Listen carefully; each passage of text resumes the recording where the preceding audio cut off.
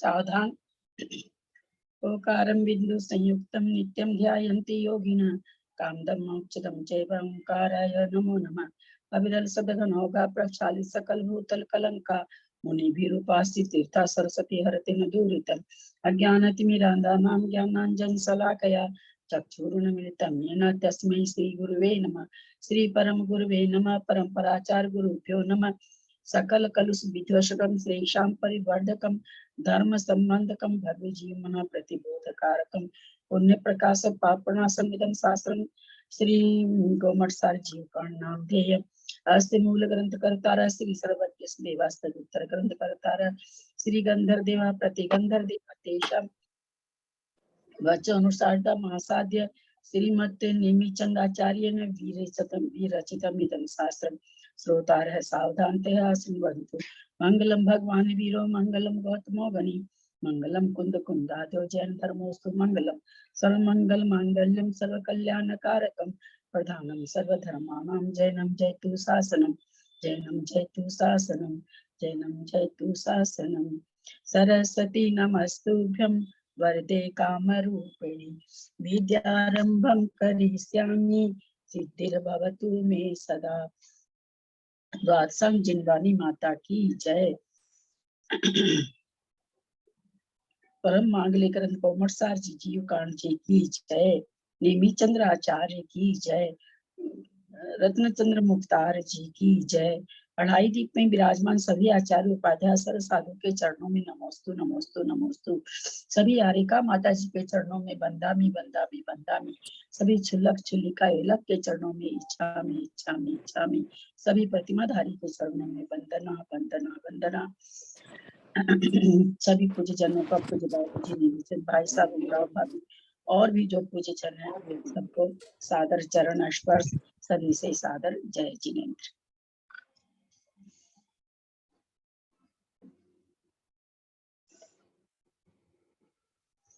हम लोग गोमटसार जी जीव कांड जी का स्वाध्याय कर रहे हैं जिसके लेखक नेमिचंद्र आचार्य जी हैं। उस पर रत्नचंद्र मुक्तार जी साहब के द्वारा टीका लिखी गई है। उस टीका से हम जीव कांड जी का स्वाध्याय कर रहे हैं। स्वाध्याय करते हुए हम कई परूपना पढ़ चुके। अब मार्गणा चल रही है। मार्गणा में कसाई मार्गणा चल रही है।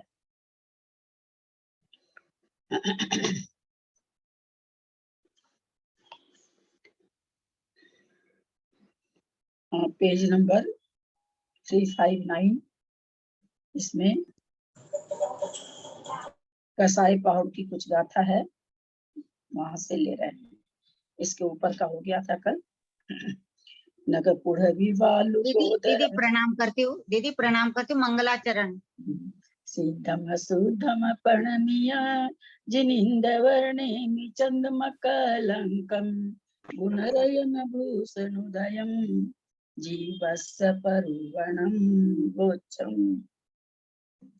नगपुड़वी बालु गोदराई गोदराई सरिसो चौबिहो को सेलघन अठिदारू लदा समानो हवधीमानो वंश वंश चिन्हो गसरसी सरिसी मेढ़म मेढ़ विशान सरिसी यगो मोती अवलेहनी समाना माया विचहु विहा बणिदा मीरागरत समगो अखमल समोय पंसुले यसमो हालिदवत समगो लोहे विचौ विहो बणिदो।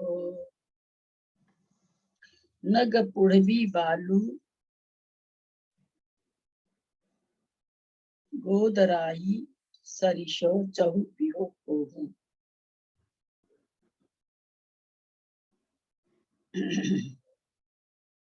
नगपुड़वी बालुगो नगपुड़वी बालुग उदय उदय राई ऐसे निकलेगा इसका अर्थ।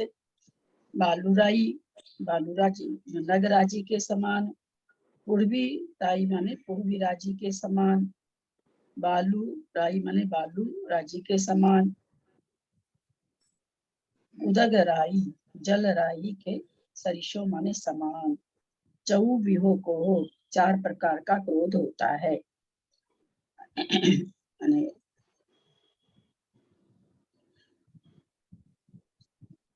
पत्थर की रेखा के समान, पृथ्वी की रेखा के समान, वायु की रेखा के समान और जल की रेखा के समान, इस प्रकार 4 प्रकार का क्रोध होता है।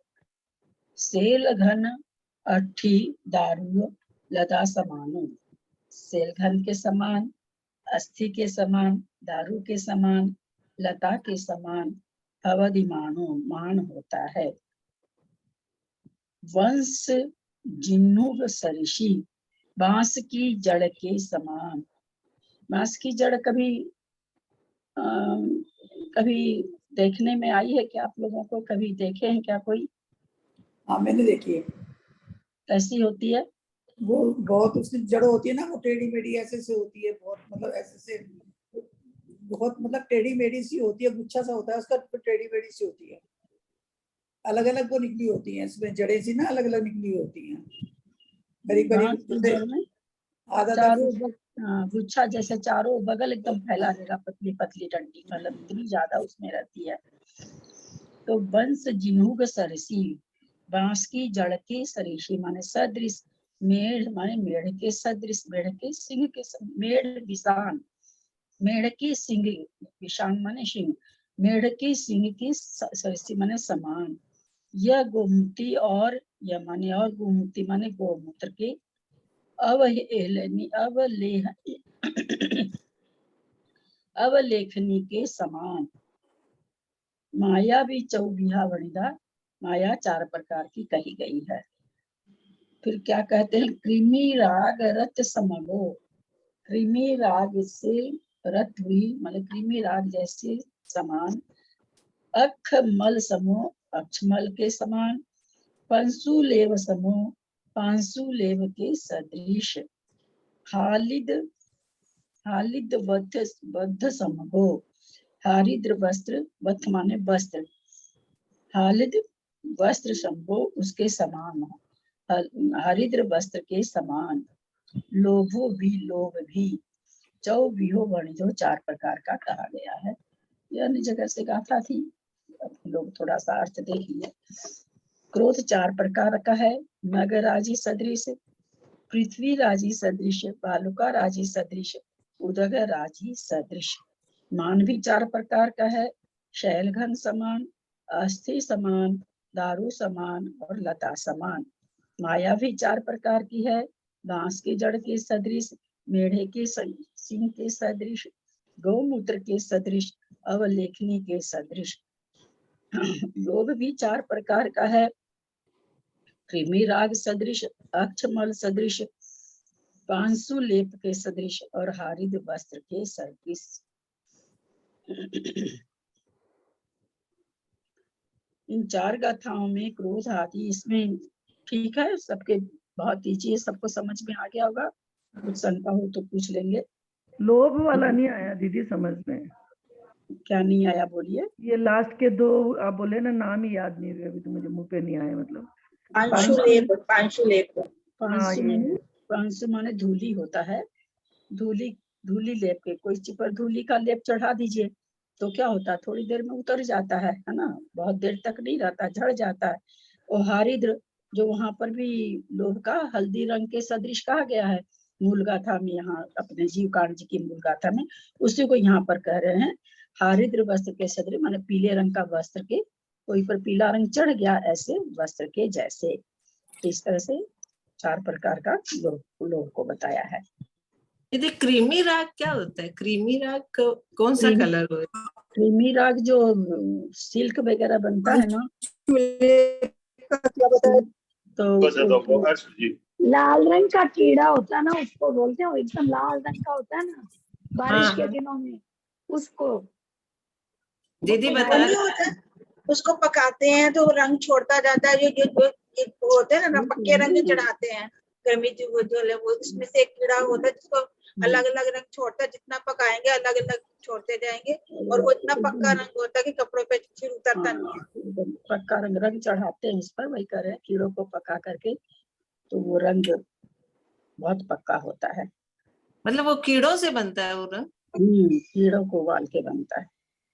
पता नहीं, मैंने तो भाभी ये सुना था, जो चक्र, वो रथ का चक्र होता है ना, और उसमें जो धूरी होती है, मतलब उसमें जब मैल जम जाता है, कीचड़ से जम जाता है, वो चक्र मल के समान सुना था मैंने, तो जब पढ़ा भी था मैंने बल्कि कहीं कि जो चक्र चलता है, रथ का चक्र चलता है, उसमें जो बीच में वो लोहे की लगी होती है, उसमें जो मैल घुस जाता है वो उतरता नहीं है, कीट जैसा, वैसा उसको बोलते हैं। मेरे को ये इसमें जो ग्रीश वगैरह आता है, ग्रीश वगैरह जो आता है ना, जो चक्के में लगाया चक्रमल जाता से, है, हाँ उसके लिए आया देखो है। लिखा भी है चक्रमल सदृश। चक्रमल वही ग्रीस वगैरह के लिए आया है हाँ, चक्रमल। ये ओंगन इसके लिए बोलते आया हैं था। दीदी, दीदी उसको ओंगन बोलते हैं, ओंगन। हाँ, हाँ, उसके समान ओंगन होता है। भी बोलते हैं। ग्रीस भी ओंगन उसी से, यही पढ़ा था मैंने तो। इन 4 अक्षमल गाथाओं में जी, आंख का कीड़ा, आंख का मल, आंख का अक्षमल में जो आंख में अखबार तो इंद्रिय होता है अक्षमल ना, नहीं, ना इंद्रिय अक्षमल नहीं, अक्षमल का क्या रंग चढ़ेगा? अख तो शरीर होता है, अखबार ये शरीर के अक्षमल के सदृश इसमें कहते हैं क्या? जैसे शरीर के मैल हो जाता है उसके रंग समान। सदृश मतलब हाँ, क्या बोल रहे हैं? नहीं, मैं पूछ रही हूँ आपसे कि अक्षमल के सदृश क्या होगा? अक्षमल तो वो होता है ना, ये पहियों के बीच में वो जो धूरी से लगाते हैं, उसमें जो काला ग्रीस लग जाता है, वो कपड़ लग जाए तो वो जल्दी से नहीं उतरता। अक्षमल तो उसे कहते हैं ना। वो अक्षमल होता है। अच्छा, अक्ष चक्र को कहते हैं, चक्का को, तो अक्ष वही ओंगन उसके के लिए आया, अक्षमल मतलब ओंगन के समान। ठीक है। इन 4 गाथाओं में क्रोध आदि 4 कसायों के उदाहरण सहित प्रत्येक के 4 वेदों का नाम निर्देश किया गया है। उनमें से नगराई सरिसो, यह शब्द पर्वत शिला भेद सदृश क्रोध का द्योतक है। सर्वकाल में अविनाश रूप साधर्म को देखकर यह उदाहरण कहा गया है। सभी काल में इसका ये धर्म है सो अविनाश रूप से है, तो बोले यह देख करके उदाहरण कहा गया है। जैसे पर्वत शिला भेद किसी भी दूसरे कारण से उत्पन्न होकर पुनः कभी दूसरे उपाय द्वारा संधान को प्राप्त नहीं होता। पर्वत का भेद कर दिया, शिला भेद कर दिया, किसी कारण से भी उसमें उत्पन्न हो गया भेद, लेकिन पुनः जुड़ता हुआ नहीं दिखाई देता है, वैसा ही बना रहता है।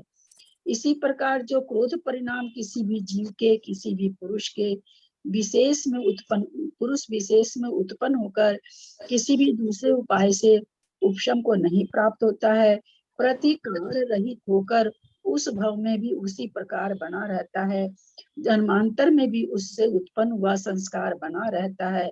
इस प्रकार का तीव्रतर क्रोध परिणाम शिला रेखा सदृश कहा गया है।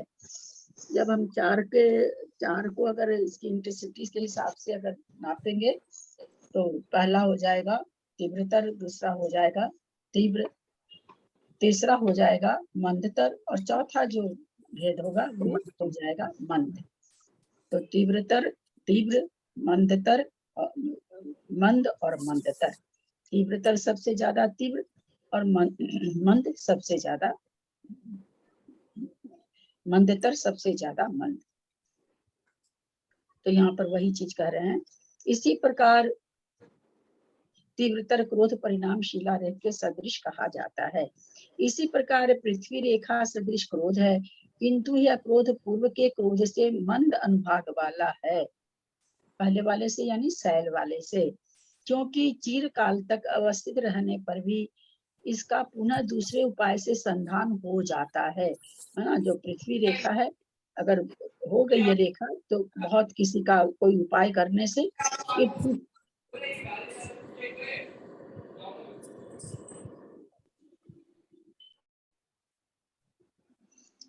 ये ठीक हो जाता है। यथा ग्रीष्म काल में पृथ्वी का भेद हुआ, अर्थात पृथ्वी के रस का क्षय होने से वह भेद रूप से परिणत हो गई। पुनः वर्षा काल में जल के प्रवाह से वह दरार भरकर उसी समय संधान को प्राप्त हो जाती है, हो गई।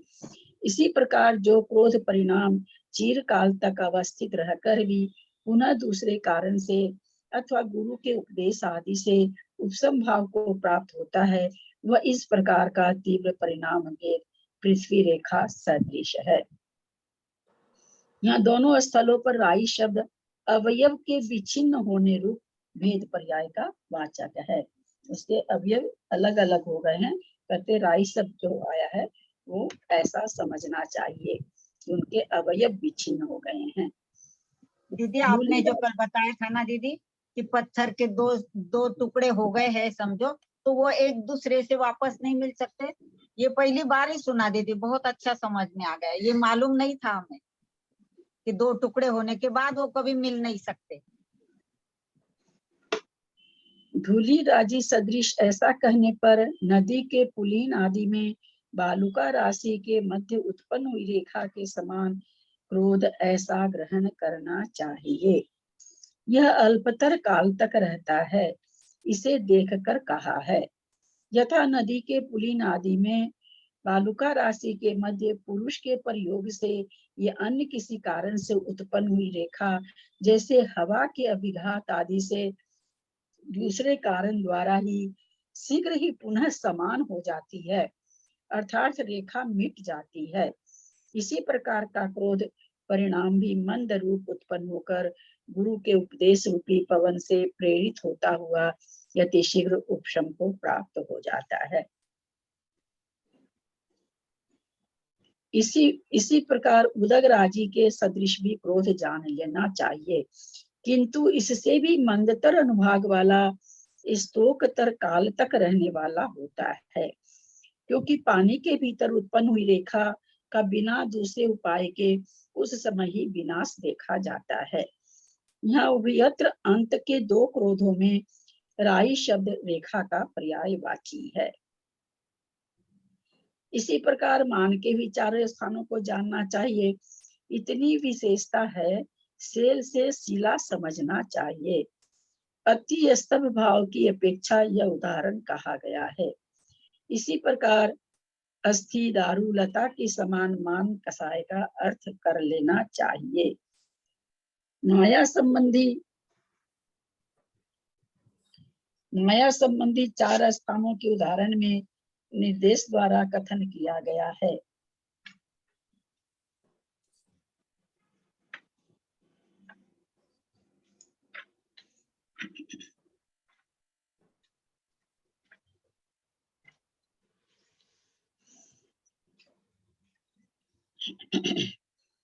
बांस की टेढ़ी मेढ़ी जड़ की गांठ के सदृश पहली माया है। इसके टेढ़ेपन के निष्प्रतिकार पने का आश्रय कर यह उदाहरण दिया गया है। जैसे बांस की जड़ की गांठ नष्ट होकर तथा शीर्ण होकर भी सरल नहीं की जा सकती, उसी प्रकार अति तीव्र वक्र भाव से परिणत माया परिणाम भी निरुपक्रम होता है।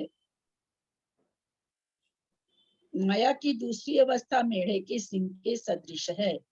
यह पूर्व माया से मंद अनुभाग वाली है, क्योंकि अति वलित वक्रता रूप से परिणत हुए भी मेढ़ के सिंह को अग्नि ताप आदि दूसरे उपायों द्वारा सरल करना शक्य है।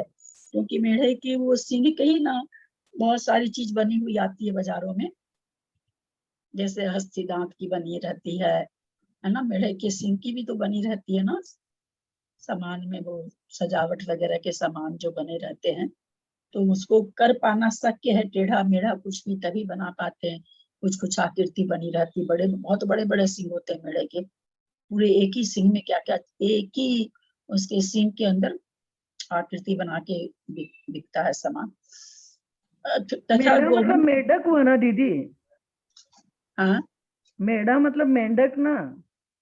नहीं, मेढ़ा नहीं जानते हैं। मेढ़ा नहीं होता है, भैंस टाइप का मेढ़ा भैंसे की तरह कुछ होता है, बहुत बड़ा सा भैंसा टाइप का मेढ़क। एक बात है ना, सबसे फिर कहते हैं उसने दीदी से पूछा और सभी लोग बोल रहे हैं मेढ़ा ऐसा होता है ऐसा होता है। दीदी को क्या आता है? सॉरी दीदी को आता है ना, कभी नहीं आएगा तो आप बता दीजिए।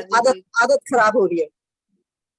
नहीं फिर क्या, दूसरा जो सुनता है उसको समझ में ही नहीं आता है कि क्या बोल रहे हैं। पता नहीं चला क्या बोले, क्या मतलब अभी भी मुझे समझ में नहीं आया। मेढ़ा है ना, मेढ़ा नाम सुने होंगे, बड़े बड़े भैंस, काले भैंस जैसे भैंस काली होती है वैसे बहुत बड़े बड़े मेढ़े होते हैं। जंगली मेढ़े तो बहुत ही खतरनाक भी होते हैं। तो मेढक की वो सींग भी बड़े बड़े होते हैं इनके। मेढक मैंने भी आज पहली बार सुना दीदी, मैंने नहीं सुना हुआ इसके बारे में।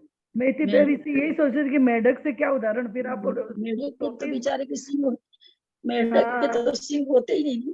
तभी यहाँ तो तो मैं सींग बोली की ये बात क्या। आई है ना, बहुत बड़े बड़े हाँ एक ही सींग में ना बहुत सारी आकृति बना करके ये जो शो पीस की दुकानें हैं उनमें बहुत तरह का मेढक की सींग पर बहुत सुंदर सुंदर शो पीस वगैरह बना के बिकती है, क्योंकि बहुत बड़े बड़े होते हैं इनके सींग। पर क्या कह रहे हैं कि नहीं होने के वजह, यद्यपि वो बहुत कड़क है, लेकिन उसको भी यहाँ पर क्या कहा, अग्नि ताप आदि दूसरे, क्योंकि उस पर इतनी इतनी जो आकृति वगैरह बनाई जा रही है तो उस पर बना सकते हैं, तभी बन रही है। तथा गोमूत्र सदृश अवलेखनीय या कृपा की सदृश माया के क्रम में वक्र भाव की हानि के तारतम्य के संबंध से कथन करना चाहिए। यहाँ पर अवलेखनी पद से दांतों को साफ करने वाला लकड़ी का टुकड़ा, दातुन या जिभ्भी लेना चाहिए। अवलेखनी का तो कई मतलब होता है। अवलेखनी का मतलब जमीन को खोदने वाला कोई यंत्र, जैसे खुरपा हो गया। दूसरा यहाँ पर जो दातुन और जिभ्भी लिया है तो ब्रश भी इसका मतलब होता है। अवलेखनी का मतलब कलम भी होता है, ब्रश भी होता है। ब्रश जैसे इन्होंने अभी लिख दिया ना, दातुन या जिभ्भी, तो साफ करने वाली जो भी चीज रहती है उससे, उसके कई मीनिंग होते हैं अवलेखनी के, पर इन्होंने यहाँ पर लिखा है कि दातुन या जिभ्भी लेना चाहिए। इसके लिए ये आ रहा है, किस चीज के लिए आ रहा है ये? माया के लिए। माया कसाई के लिए। हाँ माया कसाई के प्रतिष्ठा लिए। न। लोभ का प्रथम स्थान कृमि राग लोभ स्थान है। कृमि राग कीट विशेष होता है। यह नियम से जिस वर्ण के आहार को ग्रहण करता है उसी वर्ण के अति चिकन डोरे को अपने मल त्यागने के द्वार से निकालता है। हम लोग तो यही सुने हैं कि इसी के डोरे से वो बनती है, सिल्क वगैरह जो बनती है। हम लोग तो मतलब हम यही जानते हैं इस चीज का कि एकदम वो जो प्योर सिल्क एकदम आती है उसको रंग थोड़ी करना पड़ता है, वो ऑटोमेटिक उसका रंग ही वैसा होता है, क्योंकि उसी रंग का डोरा छोड़ता है, इसलिए वो एकदम पक्के रंग की होती है। यह सूत्र द्वारा जुलाहे अति कीमती अनेक वर्ण वाले नाना वस्त्र बनाते हैं। उस वर्ण के रंग को यद्यपि 1000 कलशों की सतत धारा के द्वारा प्रक्षालित किया जाता है, नाना प्रकार के क्षार युक्त जलों के द्वारा धोया जाता है, तो भी उस रंग का थोड़ा भी दूर होना यानी क्षार जल से भी उसका रंग दूर नहीं होता है, क्योंकि वह अति निकाचित स्वरूप है।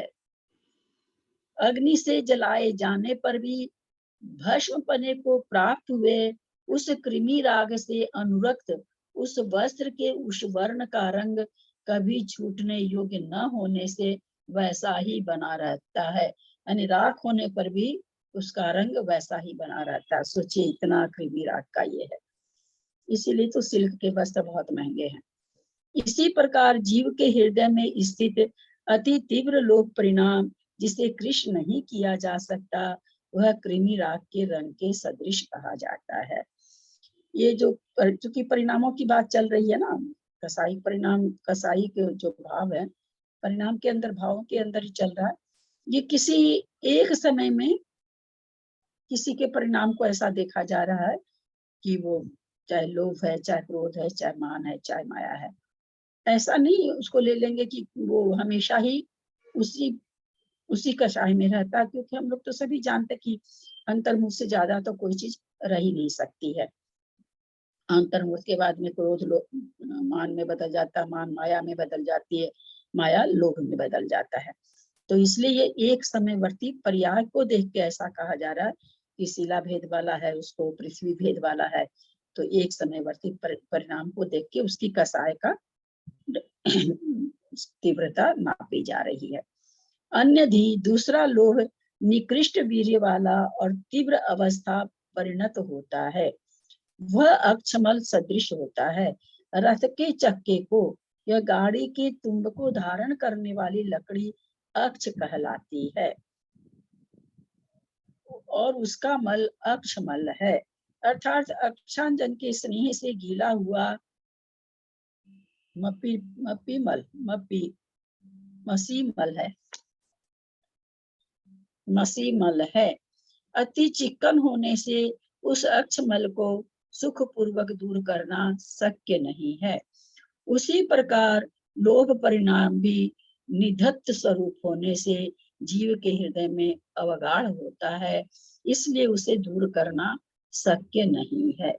उसको निकाचित रूप से दे दिया पहले वाले को, दूसरे वाले को निधत्त स्वरूप दे दिया।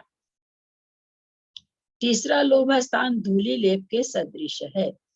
जिस प्रकार पैर से लगा हुआ धूलि का लेप पानी के द्वारा धोने आदि उपायों द्वारा सुख पूर्वक दूर कर दिया जाता है, वह चिरकाल तक नहीं ठहरता। उसी के समान उत्तरोत्तर मंद स्वभाव वाला यह लोभ का भेद भी चिरकाल तक नहीं ठहरता। पिछले लोभ से अनंत गुणाहीन सामर्थ्य वाला होता हुआ थोड़े ही काल में जरा से प्रयत्न द्वारा दूर हो जाता है। जो लोभ की चौथी मंदतर अवस्था विशेष है, वह हरिद्र वस्त्र के समान कही गई है। हल्दी से रंगा वस्त्र हरिद्र कहलाता है। जैसे हल्दी के द्रव से रंगे वस्त्र का वर्ण रंग चिरकाल तक नहीं ठहरता, वायु और आतप के निमित्त से भी उड़ जाता है। इसी प्रकार यह लोभ का भेद मंदतम अनुभाग से परिणत होने के कारण चिरकाल तक आत्मा में नहीं ठहरता है, क्षण मात्र में ही दूर हो जाता है। इस प्रकार प्रकर्ष और अपकर्ष वाले तीव्र और मंद अवस्था के भेद से विभक्त होने के कारण लोभ भी चार प्रकार का कहा गया है। अब देखिए, मिट्टी पैरों में लगी हुई और हल्दी का रंग लग जाना या हल्दी रंग का कपड़ा, इसको कम क्यों बताया, जबकि ऊपर वाला तो बहुत ईजी है, पानी से धोया और दूर हो गया। इसको क्यों, क्या कारण, दोनों में क्या कारण लग रहा कि इसको ज्यादा हल्का बताया? क्या निकालेंगे इसमें? क्योंकि हम लोग को तो लगता है हल्दी वाला ज्यादा तीव्र है।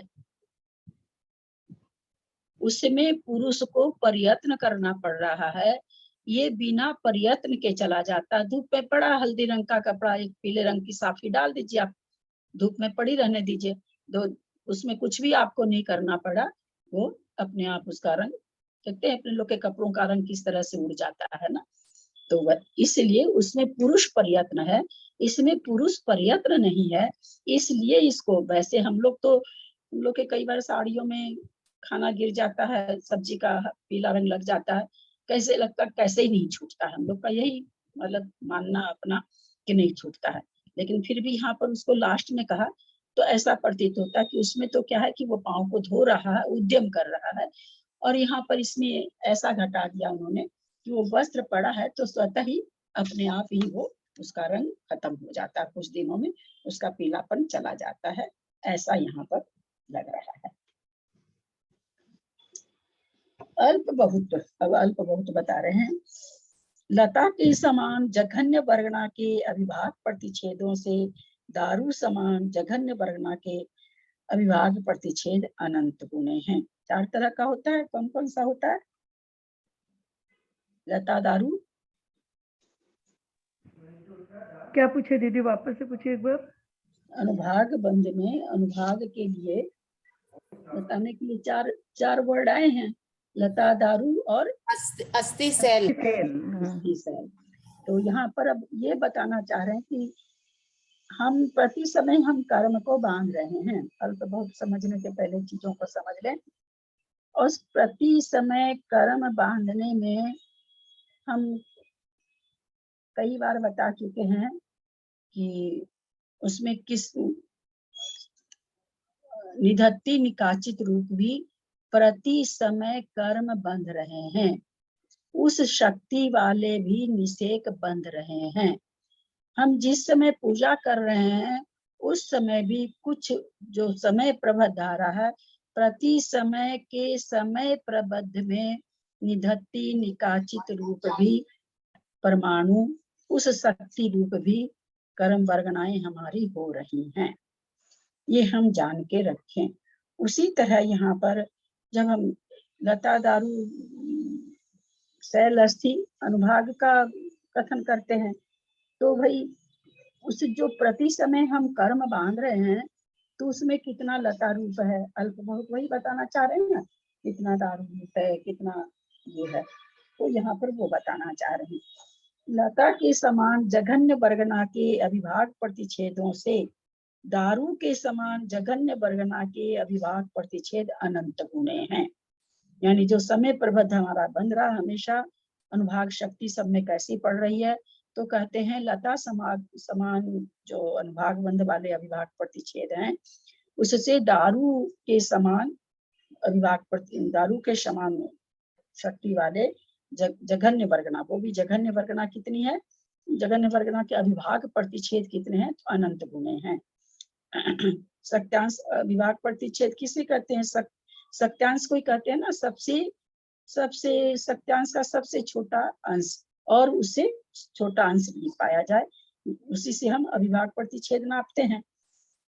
लता के समान दूसरी वर्गना के अभिभाग प्रतिच्छेदों के दारू के समान दूसरी वर्गना के अभिभाग प्रतिच्छेद अनंत गुणे हैं।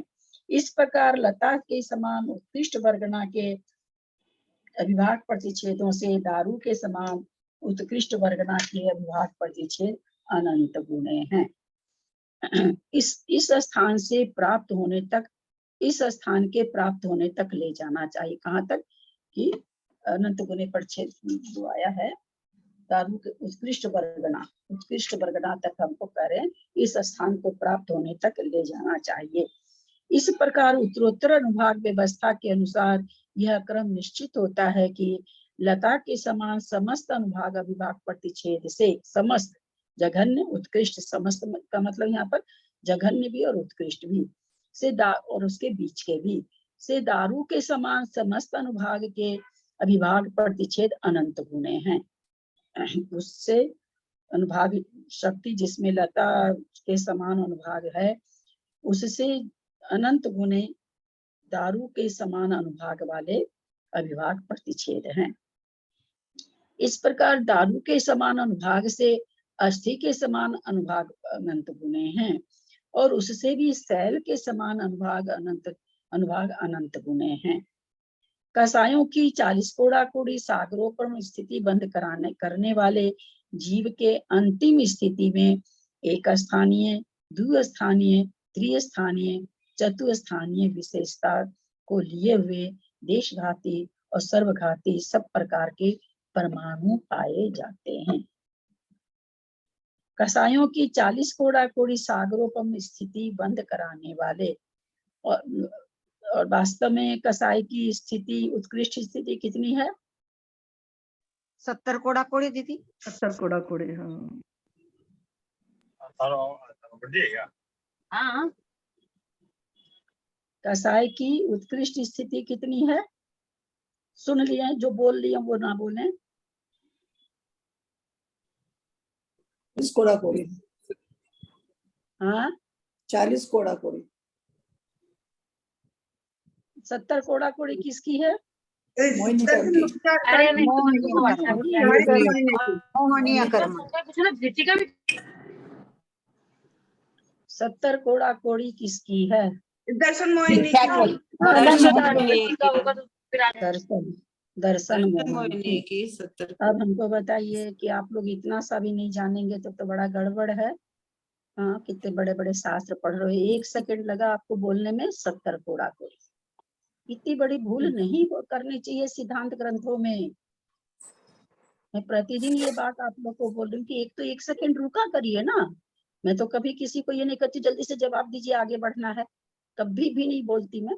1 सेकंड रुका करिए ना कि पूछने का कोई कारण है ना, थोड़ा सा भी क्षय ऑप्शन नहीं लगा, पट्ट से बोल दिए 70 कोड़ा कोड़ी बिना देरी किए। फिर पूछ लिया हमने 70 कोड़ा कोड़ी किसकी है, तो मोहनीय कर्म की। तो भैया कसाई भी तो मोहनीय कर्म है। इतने बड़े सिद्धांत ग्रंथ पढ़ने में और ऐसा जवाब आप लोग जब देंगे तो मतलब इस तरह से जवाब देते कितने पारंगत हो। मैं भी अगर दूं जवाब तो कुछ मेरे को 1 सेकंड सोचना पड़ेगा। आप लोग इतनी जल्दी देते हो और क्या होता है, नतीजा पूरा गलत है एकदम। कसायों की 40 कोड़ा कोड़ी स्थिति बंद करने वाले जीव की अंतिम स्थिति में एक स्थानीय, दो स्थानीय, त्रिस्थानीय, चतुस्थानीय विशेषता को लिए हुए देशघाती और सर्वघाती सब प्रकार के परमाणु पाए जाते हैं। देशघाती परमाणु कौन कौन से हैं? चारों स्थिति, चारों भाग बंध में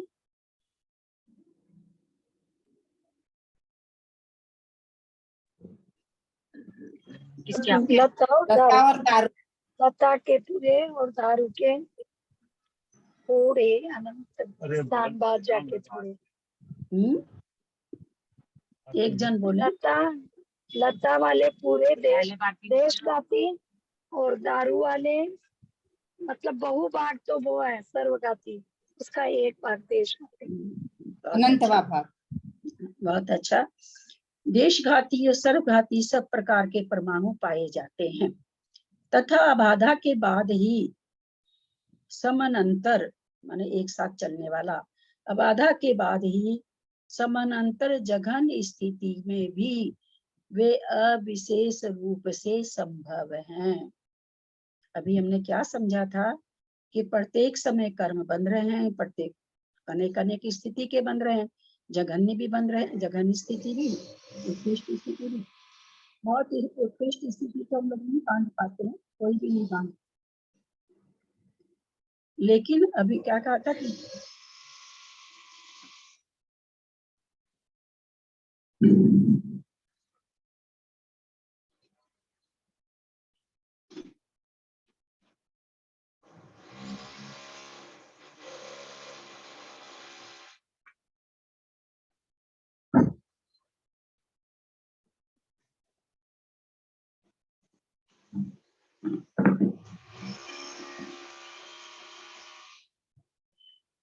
आवाज नहीं आ रही होगी ना आप लोगों को?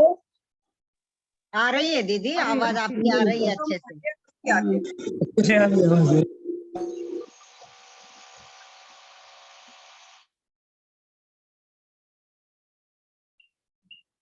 मेरे से नहीं बोला जा रहा। अभी हमने समझा था कि प्रति समय कर्मों का बंध होता है और प्रति समय बनने वाले कर्म में हमने क्या समझा था कि विधत्ति निकाचित रूप से भी कर्म परमाणु पाए जाते, निषेध पाए जाते हैं। वही चीज यहाँ पर ये कह रहे हैं कि अबाधा के बाद की, अबाधा के बाद पहले तो जनरली जो सामान्य कथन है वो तो यही कि अबाधा के बाद उदय में आते कर्म, तो अबाधा के बाद की समानांतर जघन स्थिति में भी अविशेष रूप से संभव है। क्या चीज?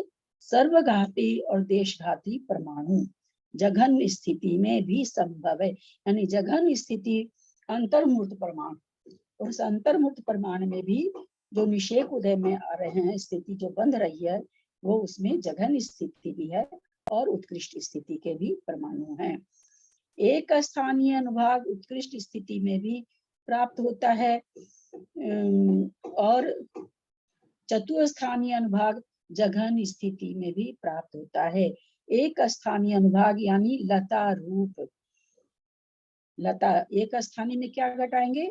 एक स्थानीय में कभी भी शैल रूप नहीं घटाया जाएगा, ध्यान रखेंगे, लता रूप घटाया जाएगा। तो कह रहे एक स्थानीय अनुभाग उत्कृष्ट स्थिति में भी प्राप्त होता है। जो उत्कृष्ट स्थिति 40 कोड़ा कोड़ी की बन रही है उसमें भी एक स्थानीय अनुभाग है, और जो जघन स्थिति अंतर्मूर्त प्रमाण भी कोई बांध रहा है तो उसमें भी चतुस्थानीय जघन स्थिति में भी प्राप्त होता है, क्योंकि सभी स्थिति विशेषों में अपने अपने चारों स्थान बिना विशेषता के पाए जाते हैं।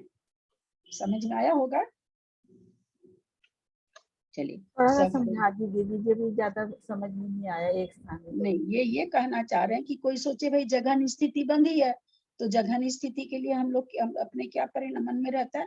जघन स्थिति कब बनती है? जब कसाईक परिणाम मंद रहते हैं, है ना। उत्कृष्ट स्थिति कब बनती है? जब कसाईक परिणाम विशेष रहते हैं, क्योंकि स्थिति कसाय के परिणामों से होती, स्थिति और अनुभाग हम लोग जानते हैं।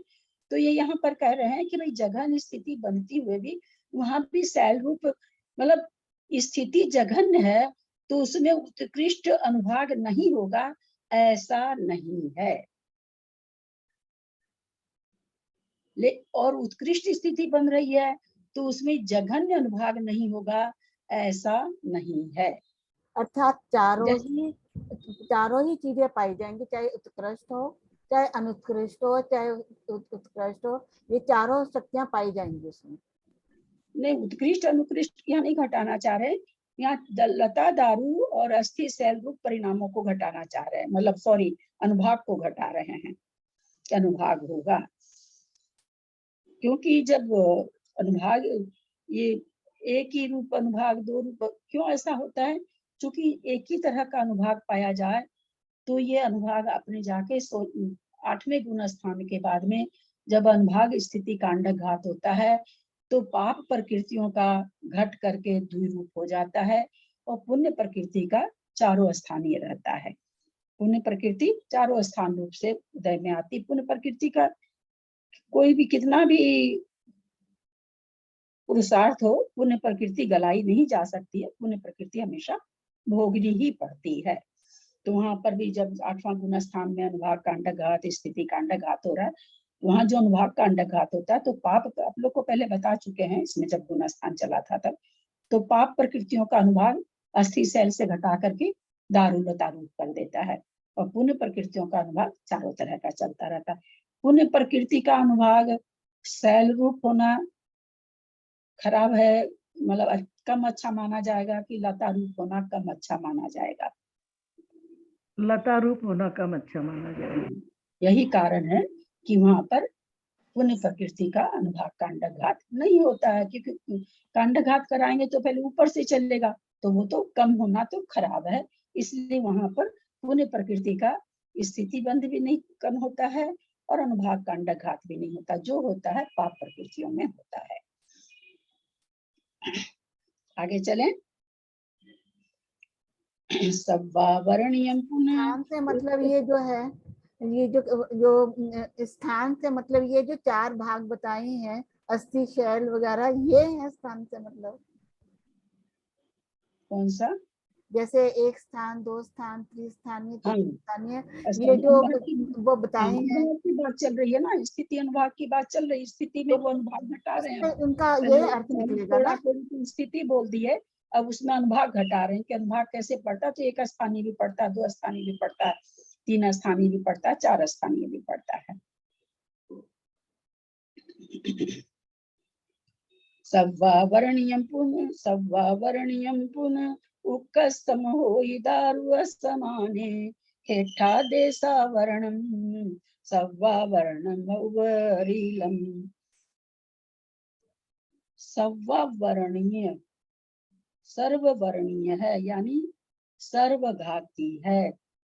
पुन फिर उक्कसम उत्कृष्ट अनुभाग, उक्कसम उत्कृष्ट अनुभाग सव्वावर्णीय है, माने सर्वघाती है। जो उत्कृष्ट अनुभाग है यानी शैल के समान जो अनुभाग है, शैल और अस्थि के समान, वह सर्वघाती है। उत्कृष्ट माने उत्कृष्ट, होई माने होता है, दारू असमान,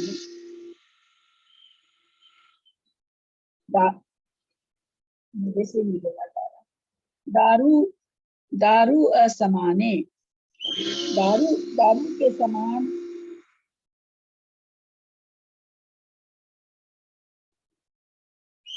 मान में भी क्या कह रहे हैं,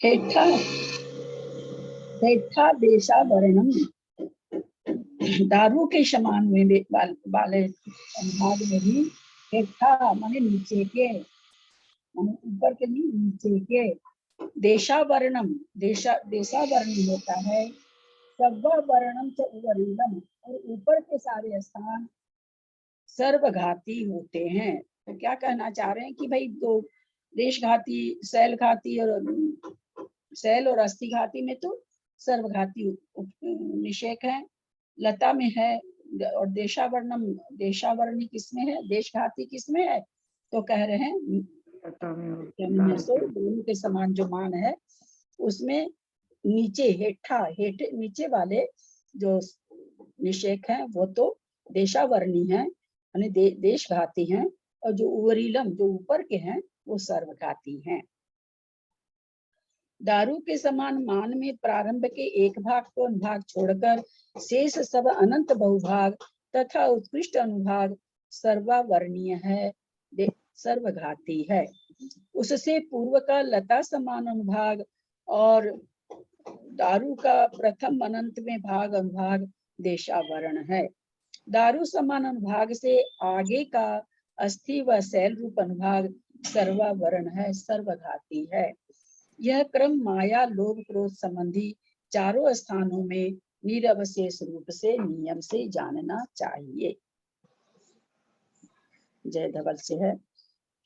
असंगी जीव द्विस्थानीय अनुभाग का वेदन करता हुआ नियम से द्विस्थानीय अनुभाग को बांधता है, क्योंकि उसमें प्राक्रांतर संभव नहीं है। संगी पंचेंद्रिय जीव श्रेणी में एक स्थानीय अनुभाग का वेदन करता हुआ नियम से एक स्थानीय अनुभाग को ही बांधता है, शेष अनुभाग को नहीं बांधता। द्विस्थानीय स्थान का वेदन करता हुआ द्विस्थानीय, त्रिस्थानीय और चतुस्थानीय अनुभाग को बांधता है। त्रिस्थानीय अनुभाग का वेदन करता हुआ त्रिस्थानीय और चतुस्थानीय अनुभाग को बांधता है। चतुस्थानीय अनुभाग का वेदन करता हुआ नियम से चतुस्थानीय अनुभाग को बांधता है। यह शेष स्थानों का अबंधक है। यानी यहाँ पर वही कहना चाह रहे हैं कि एक तो कह दिया असंगी जीव के मन तो है नहीं, तो वो दो स्थानीय अनुभाग को ही बांधता है, अस्थि शैल नहीं बांध पाता, दारू और लता ही बांधता है, क्योंकि प्राकांतर और उनमें संभव ही नहीं है। मन जहाँ मन नहीं है वहाँ अस्थि शैल रूप अनुभाग का बंध नहीं होता है। यहाँ के प्रकरण से ये निकल रहा है। दीदी प्रणाम करती हूँ दीदी। द्विस्थानीय बोला तो एक स्थानीय और द्विस्थानीय दोनों लेंगे, यानी यहाँ द्विस्थानीय अनुभाग बोला तो लता और दारू दोनों ले लेंगे, ऐसा? हाँ, एक स्थानीय सर्वघाती भी बांधते हैं, लेकिन वो है ना बंध जीव भी दारू का अगला भाग जो है प्रथम भाग को छोड़ के अनंत भाग जो है वो भी बांधेगा ना। हाँ, दारू यहाँ पर पूरा बांध रहा है। हाँ। ऐसे तो फिर उसके सर्वघाती का बंद ही नहीं होगा। हाँ, अगर दारू का अनंतवां भाग छोड़ देगा तब तो असंगीत तक का बंद ही नहीं होगा ना, इसलिए पूरा दारू बांध रहा है। संगी पंचेंद्रिय जीव श्रेणी आपने में दीदी यही कहा ना, जहाँ जो सिद्धांत इसमें बताया ना, जहाँ मन नहीं होता वहां पर शैल और अस्थि अनुभाग बंद नहीं होता, यही बोला ना आपने? क्या चीज? अभी आपने एक लाइन बोली थी ना कि जहाँ पर मन नहीं होता, जहाँ पर मन नहीं होता वहां पर शैल और अस्थि अनुभाग बंद नहीं होता। मैं नहीं बोल रही हूँ, नेमीचंद आचार्य जी बोल रहे हैं, मैं नहीं बोल रही हूँ। आप ही बोल रहे, मतलब मैं सिद्धांत ये नोट कर रही थी, मैं गलत ना नोट करता हूँ। मैं फिर से उस पंक्ति को पढ़ देती हूँ। असंगी जीव द्विस्थानीय अनुभाग का वेदन करता हुआ नियम से द्विस्थानीय अनुभाग को बांधता है।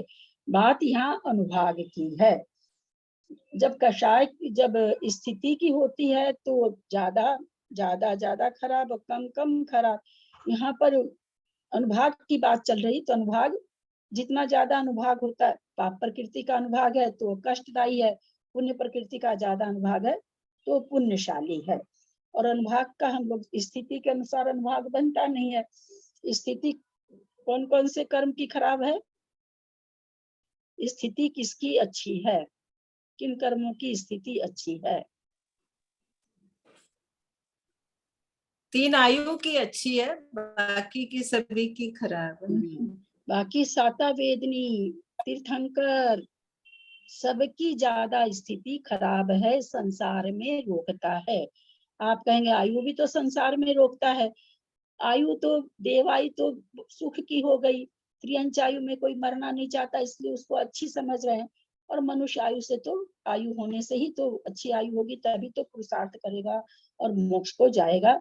ऐसा कहा गया कि स्थिति बंध में 3 आयु की अधिक स्थिति शुभ परिणामों से होती है, और उन्हीं शुभ परिणामों से 103 बंध में से 3 घटा दीजिए, 117 प्रकृति का बंध शुभ परिणामों से जघन्य स्थिति, जघन्य मतलब जघन्य नहीं, मतलब उत्कृष्ट से कम होता है, मतलब कम बनती है उत्कृष्ट स्थिति से। लेकिन अनुभाग में दूसरा हो जाता है। अनुभाग में क्या नियम है? पुण्य प्रकृति और पाप प्रकृति। यहाँ वैसे नहीं घटता। जो पुण्य प्रकृति है शुभ परिणामों से उनका अनुभाग ज्यादा होता है, जो पाप प्रकृति है उनका अशुभ परिणामों से ज्यादा अनुभाग आएगा उसमें, और पुण्य प्रकृति में कम अनुभाग आएगा। शुभ परिणामों से शुभ प्रकृतियों में अनुभाग ज्यादा आएगा, पाप प्रकृतियों का अनुभाग कम आएगा।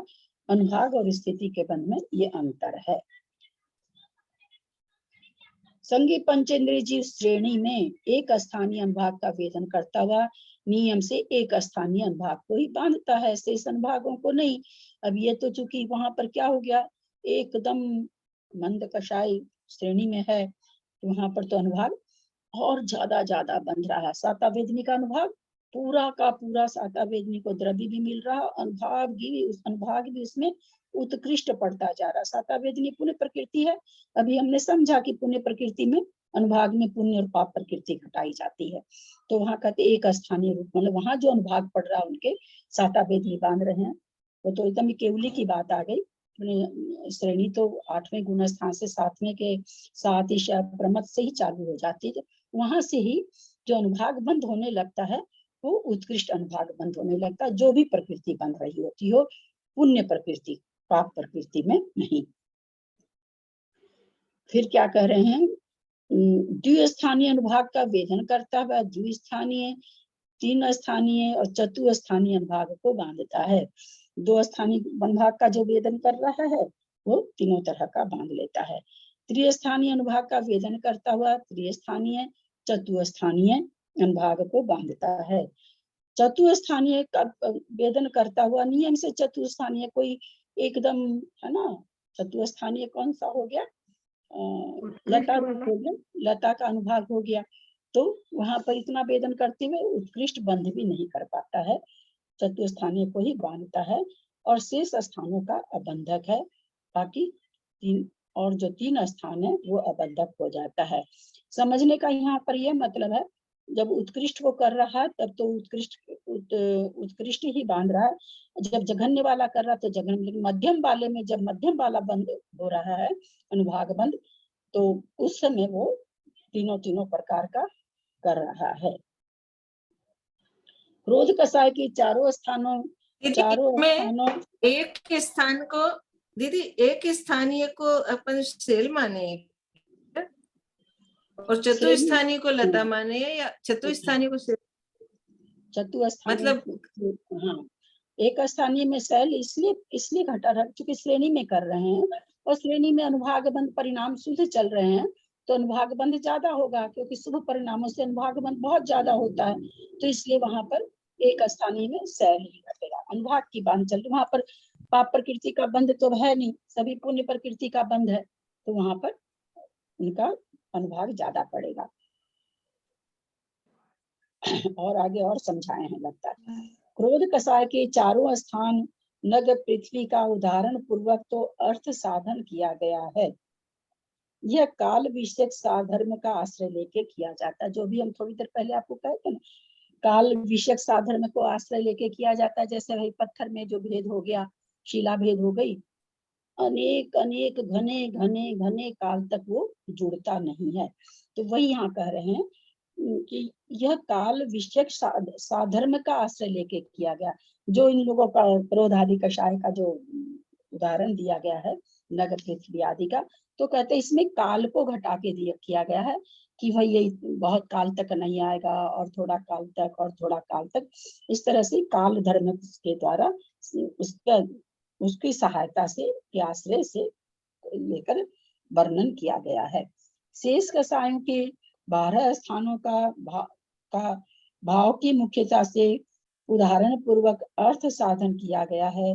मान का भाव अस्तब्धता है, माया का भाव अनुरूप जुगत वग्रता है, लोभ का भाव असंतोष जनित संकलेश बना है। चारों कषायों का जो भाव है उसको यहाँ पर बताए हैं। जो जीव श्रेणी में यहाँ पर देखिए बताया अरे ना, अंतर्मूर्तक होने वाले भाव को धारण कर क्रोध का वेदन करता है, वह उदग राज्य के समान ही क्रोध का वेदन करता है। यानी जल, उदगराजी मतलब जल की रेखा के समान कैसा वेदन कर रहा है।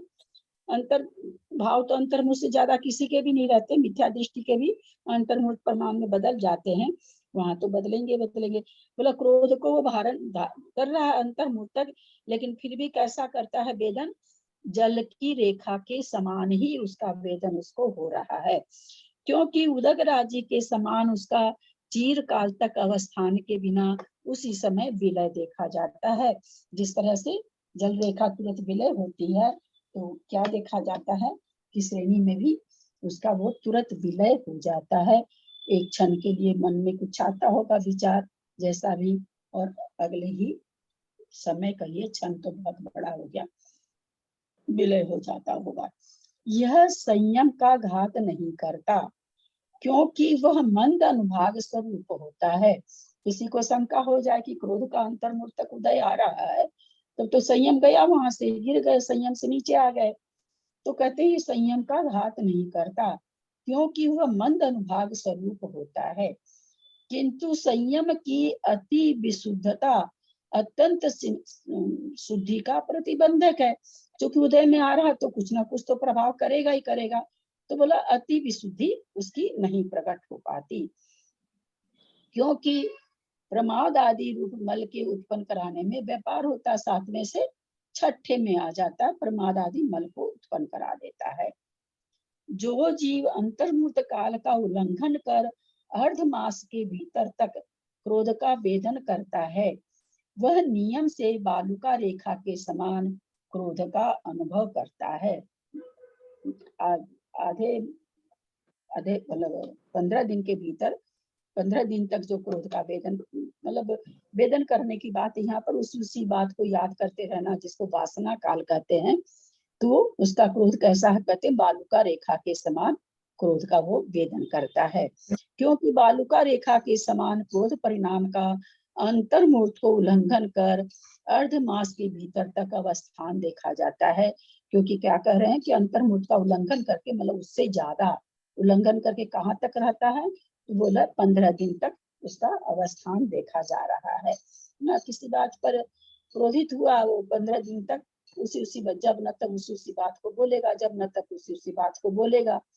वासना काल उसका खत्म ही नहीं हो रहा, रह के उसको वही बात याद आ रही, रह के उसको उस बात पर कोई बात, मान लीजिए कोई बोल दिया है, और 15 दिन तक उसके दिमाग से वो बात निकलती ही नहीं है।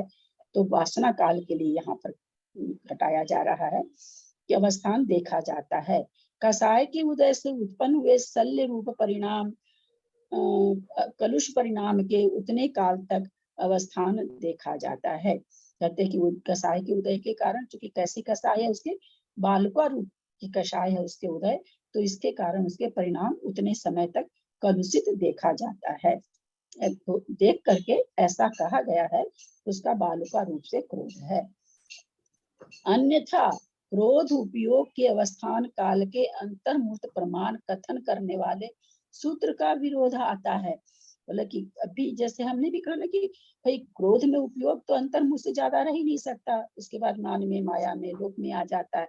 तो वही कहता, अगर हम ये कह दें, क्या कह रहे हैं, कसाय के उदय से उत्पन्न हुए शल्य रूप परिणत कलुष परिणाम के उतने काल तक के अवस्थान को देखकर ऐसा कहा गया है। तो हम इसको ये क्या कहना चाह रहे हैं कि आप ऐसा इसको नहीं घटाएं कि 15 दिन तक उसको एकदम वही चल रहा है हर समय प्रति समय।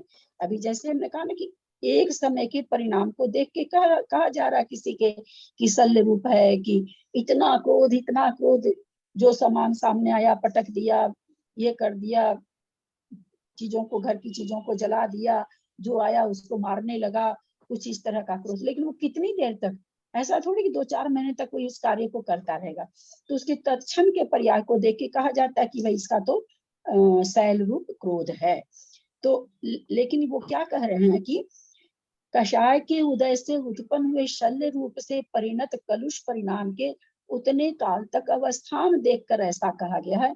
ऐसा देखा गया कि वैसे परिणाम उस जीव में 15 दिन तक पाए जाते हैं। तो ऐसा नहीं कि प्रति समय वही परिणाम पाए जा रहे, क्योंकि न तो परिणाम वही रह पाते हैं अंतर्मूर्त के बाद, अंतर परिणाम के लिए तो अंतर्मूर्त है ही नहीं, प्रति समय परिणाम बदलते हैं।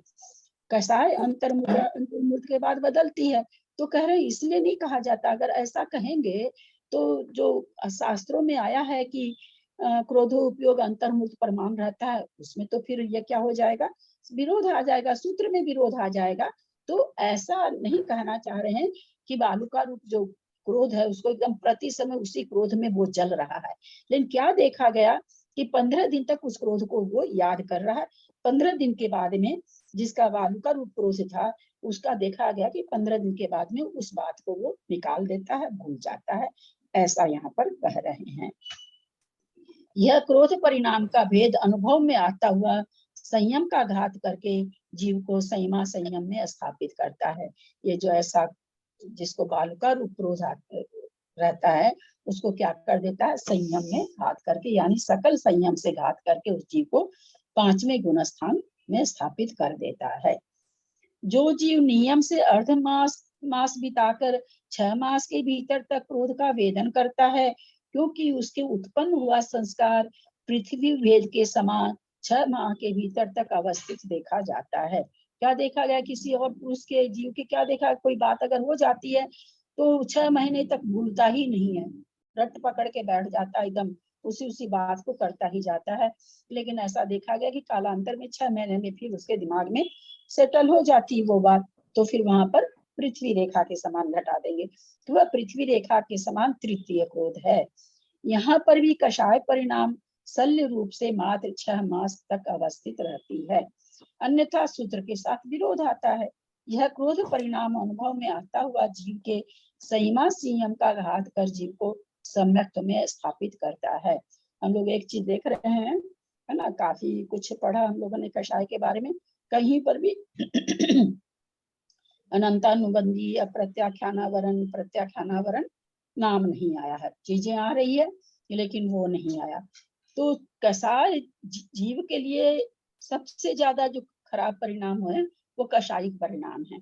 इसी कारण कषाय परिणाम की 2 मार्गना है इसमें, एक तो संयम मार्गना है और एक कषाय मार्गना है। जो अनंतानुबंधी का कथन आएगा वो संयम मार्गना में आएगा। तो इसी से हम समझें कि ये कषाय कितनी उत्पाती है, अथवा कितनी कठिन है, अथवा कितनी खराब है, कि जिसके लिए 2 मार्गना, 14 मार्गना में 2 मार्गना कषाय मार्गना के लिए है। समय तो हो गया है लेकिन 5-7 पंक्ति है, इसको ले लेते हैं। किसी के प्रति उत्पन्न हुआ क्रोध शल्य होकर हृदय में स्थित हुआ, पुनः संख्यात असंख्यात और अनंत भवों के द्वारा उसी जीव को देखकर प्रकृष्ट क्रोध को प्राप्त होता है। हम लोग आगम से जान रहे हैं पारशुनाथ भगवान का 10-11 भाव तक किस तरह से, है ना, प्रत्येक भाव में उस जीव को देखता और उसको क्रोध आता है। कभी सांप बन के डसता है, कभी क्या करके, कभी हाथी बन के, कभी कुछ बन के, है ना, वो करता ही जा रहा अजगर बन के। तो उसको देखते ही उसको क्रोध आ जाता है। ये अनंत अनुबंधी क्रोध का अपने आगम जो बहुत ज्यादा नहीं भी हम लोग पढ़े तो इससे तो हम जान ही सकते हैं, क्योंकि उससे उत्पन्न हुए संस्कार का निकाचित रूप से उतने काल तक अवस्थित रहने में विरोध का अभाव है। उक्त प्रकार क्रोध परिणाम पर्वत रेखा के समान है, क्योंकि पर्वत शिला भेद के समान उसका अनंत काल के द्वारा पुनः संधान जोड़ उत्पन्न नहीं होता। वेदन आता हुआ वह क्रोध परिणाम सम्यक दर्शन का घात कर मिथ्यात्व भाव में स्थापित करता है। सबसे तीव्र अनुभाग वाला यह चौथा क्रोध भेद है।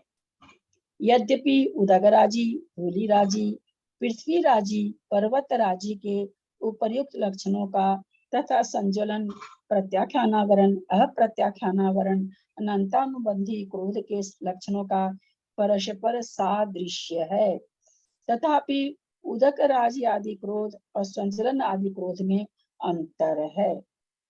कहते हैं कि यद्यपि ये दोनों का उदाहरण, दोनों चीज का आपस में सादृश्य पना है, लेकिन क्या कह रहे हैं कि संजलन क्रोध में और जल की रेखा के क्रोध आदि जो है, जो उदाहरण चारों हैं, उन जो चारों में अंतर आता है।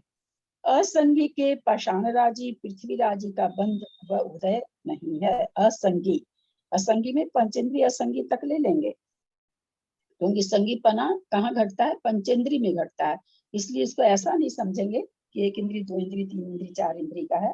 यहाँ पंचेंद्रिय के लिए संगी असंगीपना घटाने के लिए पंचेंद्री ज्यादा, मतलब उसका ज्यादा समझना चाहिए। तथापि अनंतानुबंधी व प्रत्याख्याना वर्ण का बंध व उदय पाया जाता है। यद्यपि क्या कह रहे हैं, असंगी के पाषाण राजी, पृथ्वी राजी, ये क्यों ऐसा बता रहे हैं? ये कहना चाह रहे हैं कि भाई हमें अभी हमने जाना उदक राजी, धूलि राजी, पृथ्वी राजी, ये सब तो वो ठीक है, सादृश्यता पाई जाती हुए भी दोनों में अंतर है। क्या अंतर है वो यहाँ पर बता रहे हैं कि संगी के पृथ्वी पाषाण और पृथ्वी राजी का बंध और उदय दोनों ही नहीं है। तथापि अनंतानुबंधी व अप्रत्याख्याना वर्ण का बंध व उदय पाया जाता है, लेकिन उनको अनंतानुबंधी का बंध और अप्रत्याख्याना वर्ण आदि का बंध भी पाया जाता है, उदय भी पाया जाता है। अप्रत्याख्याना वर्ण के उदय के अभाव में अप्रत्याख्याना वर्ण का बंध नहीं होता, किंतु पृथ्वी राजी त्रिस्थानी के उदया भाव में पृथ्वी राजी त्रिस्थानी का बंध होता है। पृथ्वी राजी दूसरा भेद है कि इसके उदय के अभाव में पृथ्वी राजी आदि का अभाव है, लेकिन अभी पीछे हम लोग को समझा के आए कि द्विस्थानी का भेदन करता हुआ तीन स्थानीय का बंध करता है, चतुस्थानीय को बांधता है। तो वही यहाँ पर बता रहे हैं कि दो ही तरह का, यद्यपि वो वेदन कर रहा है लेकिन बांधने में वो तीन स्थानीय को बांध रहा है, ऐसा यहाँ पर बता रहे हैं।